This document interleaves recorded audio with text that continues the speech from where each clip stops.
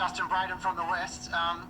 Where did the game change? Where did it go wrong from you? Because it looked like there were points in the first half where you were on top. Yeah, well, we wanted to jump in the game, and I clearly thought we were really strong in the contest, and our pressure was good early. On second quarter, we just lost some critical contests. They got their ball movement going a couple of times, and we just put our backs under too much pressure.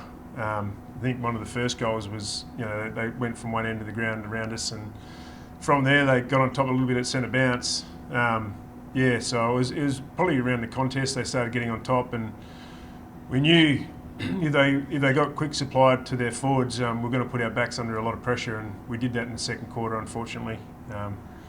So it started to slip around the contest more than anything I would have thought. Did your lack of height in defence tell a bit in the end? I guess it would have been nice to have some options down there for Kennedy.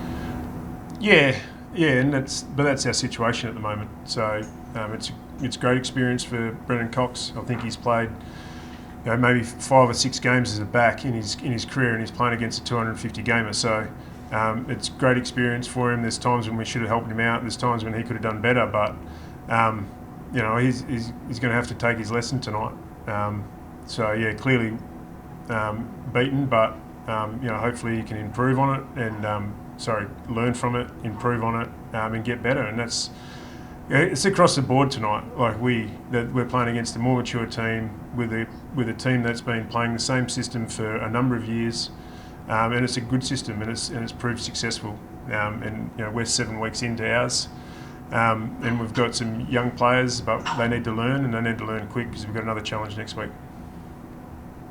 Matt Taberner just looked like such a threat early. Was it a lack of supply that sort of helped dry him up, or how did you see that? That seemed to be the big change when he went out of the game. I thought it was based on the back of field position, and I thought they defended a lot better as a team. They stifled our ball movement. Early we were able to get it in quicker to one-on-ones. As the game went on, they were able to stifle us and force us long and skinny a bit too often, and that allowed them to support each other. I thought Tabs and Lobby both did a pretty good job down there. Took some marks inside 50. They would have liked to have finished a bit better in the last quarter, I thought they provided a pretty strong contest and nullified McGovern and Brass's aerial threat as well. So. We just couldn't get him enough looks one-on-one. And when Tom Cole ran down Taberner in the goal square, did you see that as a significant moment? And is that a mistake Matt won't make again, do you think? Clearly you'd like that back. I didn't think it was a significant moment in the game. I mean, we were in front early in the second quarter, so it's just one of those things in a game, and it's one moment. I thought Tabs moved on really well though, and kept on providing an option, and he's probably one of our better players in the end. Justin, it's Shatters here. Just further on Taberner, what's it like for you as a coach knowing you've got someone such hot form early in the game, but then the supply doesn't come? What's going through your mind when that kind of happens?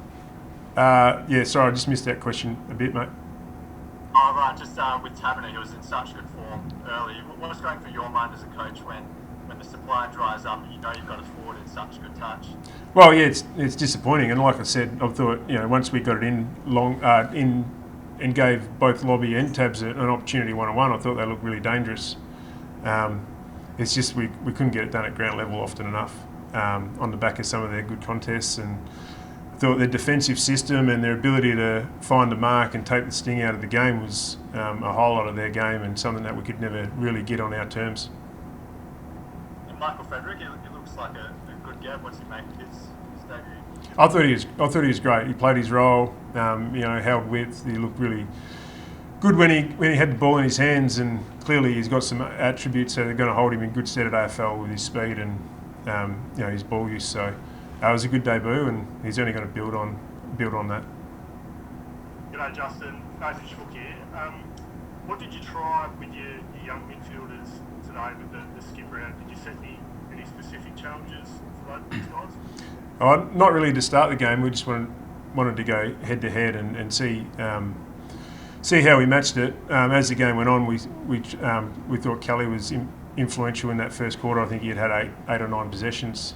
So we sent Caleb Strong to him just to give him some experience on a real quality AFL player, and thought he did did a good job. It brought him into the game, and they've got so many stars all over the ground, haven't they? So we'll take some lessons out of tonight.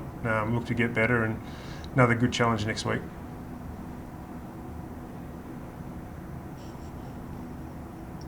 Yeah, in terms of injuries, was it Demand? He came off, looked like a wrist injury at one point.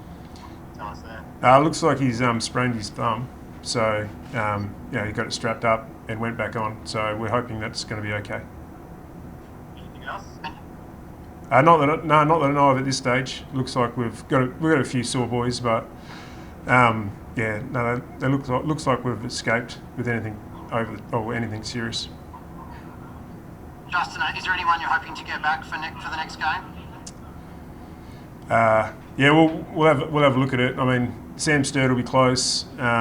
Reece Conqueror will be close off that hammy. So we'll just have to see how they get through training. I mean, we've got an 8-day break again, so it gives us a little bit of time. But we'll just have to wait and see. And Justin, just on that Derby record of 10 losses, I know, as you said, you obviously haven't been here, but it's probably a tough night for your fans tonight. Have you got a message for them? Well, it's just stick with us. Like